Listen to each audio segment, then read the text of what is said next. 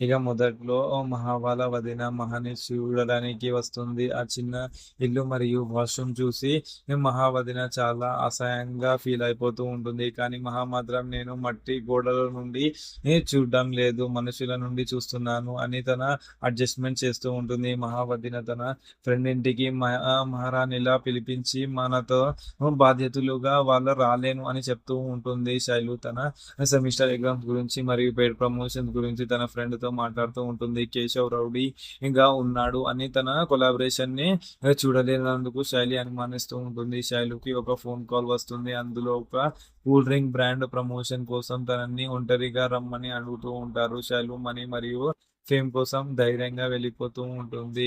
కేశవ్‌ని మా ఫ్రెండ్ శైలు వాళ్ళ ఫ్రెండ్ కలిసి శైలు వాళ్ళ ట్రాప్‌లో పడిపోతుంది అని హెల్ప్ అడుగుతూ ఉంటుంది. కేశవ్ మొదట్లో థాంక్ యూ కొడండి అని చెప్తూ ఉంటారు. కానీ లోపల నుండి శైలు గురించి కంగారు పడుతూ ఉంటారు. శైలు ప్రమోషన్ షూటింగ్ కోసం వెళ్ళినప్పుడు అక్కడే ఉన్న వాళ్ళు సీక్రెట్ కెమెరాస్ ఫిక్స్ చేస్తూ ఉంటారు. వాళ్ళు శైలుకి ఇచ్చిన కూల్ డ్రింక్స్‌లో మట్టి కలుపుతూ ఉంటారు. శైలు ఆ డ్రింక్స్ తాగి నా తరువాత మస్తుగా ఫీల్ అయ్యి ఇంటికి వెళ్తున్నాను అని అంటూ ఉంటుంది. అప్పుడే విలన్స్ తన చేయి పట్టి మేము నిన్ను పిలిచింది షూటింగ్ కోసం కాదు, నీతో ఆడుకోవడానికి అని తన నిజ స్వరూపం చూపిస్తూ ఉంటారు. మన నెక్స్ట్ ఎపిసోడ్‌లో ఏం జరగబోతుందో అనేది చూద్దాం. Thank you.